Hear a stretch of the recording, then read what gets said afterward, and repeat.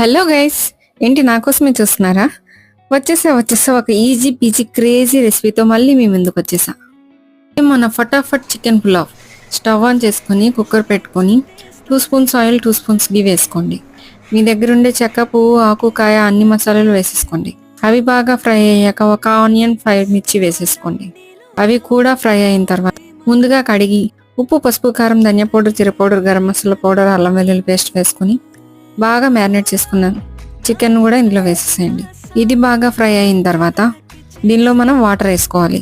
Water మనం rice ఎంత తీసుకుంటే దాని డబుల్ క్వాంటిటీ వాటర్ వేసుకోవాలి. ఇప్పుడు పులావ్కి కావాల్సినంత ఉప్పు వేసుకోవాలి. ఉప్పు ఏంటి ఇంత ఉప్పుగా ఉంది అనేలా వేసుకోండి. అది రైస్ వేసుకుని కుక్ అయిన తర్వాత సరిపోతుంది.